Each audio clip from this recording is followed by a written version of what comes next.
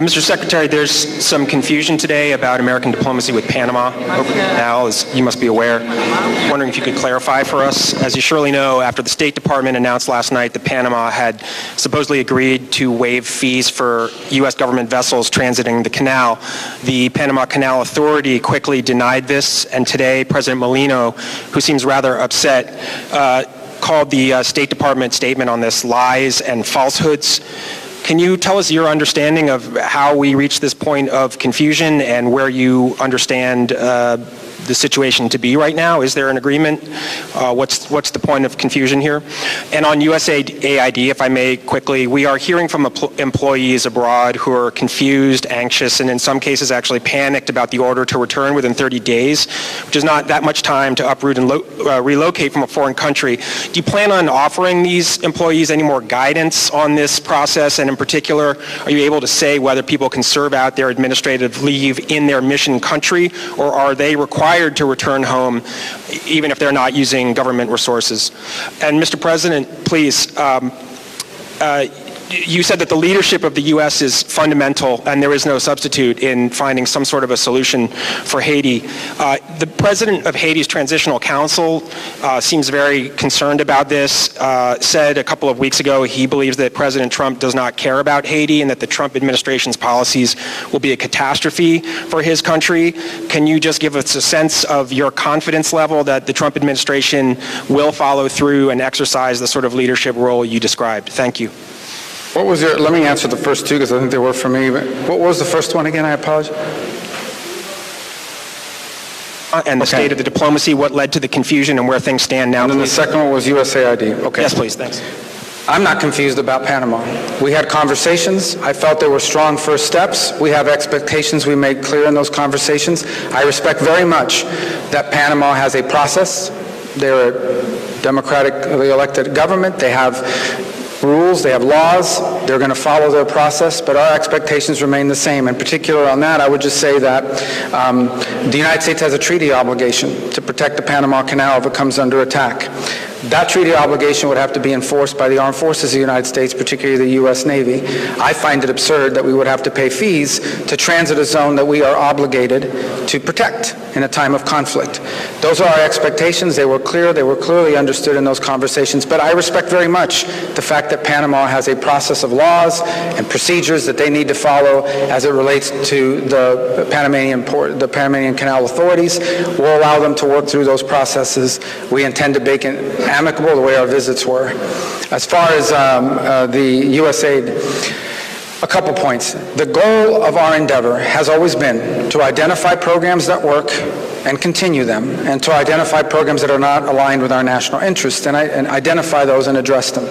So we have sent out guidance to those deployed abroad that they will be on leave of absence, not fired, leave of absence as of Friday.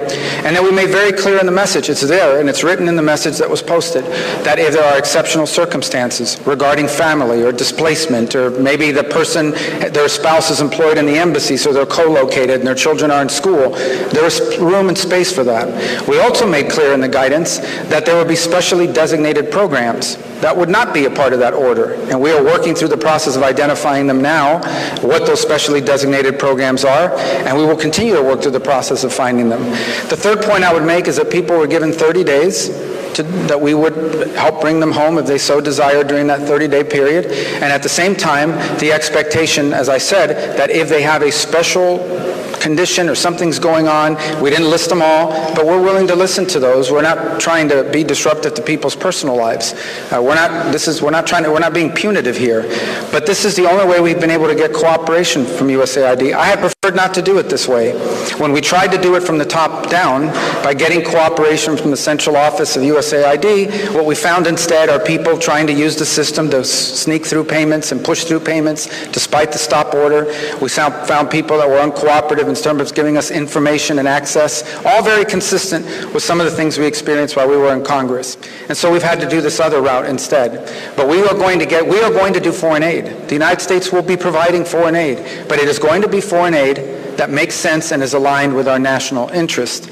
And I know the last question wasn't for me, but I want to address that as well. Number one, the United Nations is sitting on $100 million in their fund. The United States has provided 15 of the $100 million for that fund. Okay? That, only 13 million of that is currently frozen. Still have $1 million plus the 1-point-something million they spent that we already have in there available for the mission. That's clear. And that's not an impediment to the mission continuing. Beyond the UN fund, I've issued a waiver providing for the use of, I think it's close to $40 million of additional support. And those contracts are out there and they're working now. They're providing logistical support both to the mission and to the Haitian National Police. Those are facts.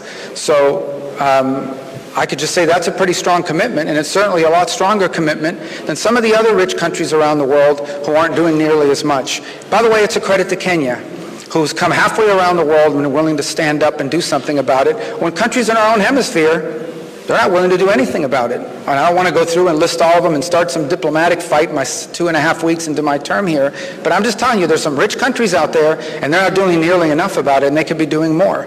So I encourage them to do more.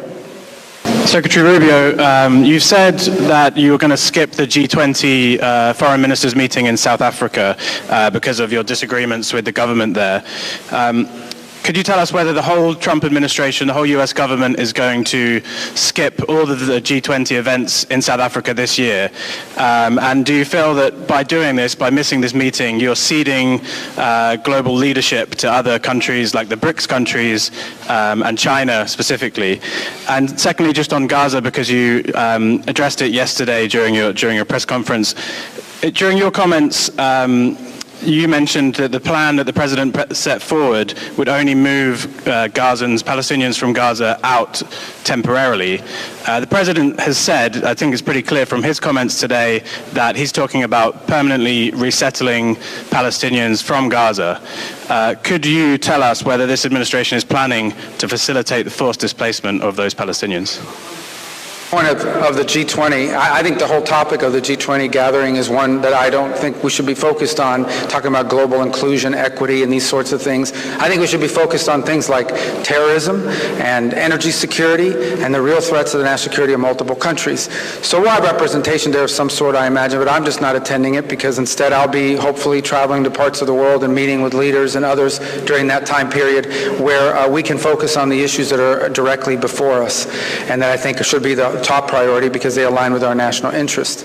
As far as your question about the Gaza piece, let me go back and say that place right now, and I think the aerial images confirm, is not habitable, not just because of the destruction due to the conflict and the fact that the Hamas cowards hide underground, but also because there are unexploded munitions, there are all kinds of weapons, including Hamas weapons in the location. That all has to be cleaned up. I think President Trump has offered to go in and be a part of that solution, and if some other country is willing to step forward and do it themselves, then that would be great, but no one seems to be rushing forward to do that, and that has to happen. That's the reality. That place, Gaza, right now has unexploded munitions, lots of rockets and weapons and other things that the Hamas was using there, and that needs to be dealt with. And it's very difficult to do that when you have populations on top of you. If some other country is willing to step forward and do that job themselves, then I encourage them to do so. But it seems to me that there are a lot of countries in the world that like to express concern about Gaza and about the Palestinian people, but very few are willing in the past to do anything concrete about it. And so I think President Trump is trying to stir that and hopefully get a reaction from some countries who do have both the economic and technological capacity to contribute to a post-conflict region. Will be able to return or not? Well, again, I mean, that area, when you're removing munitions that are unexploded, I don't think you want people living next to unexploded munitions and weapons depots that have been left behind or are in place because of what Hamas has done. So I think that's just a realistic reality that in order to fix a place like that, people are going to have to live somewhere else in the interim. And there are countries in the region who express a lot of concern about the Palestinian people, and we encourage them to step forward and provide a solution and an answer to that problem.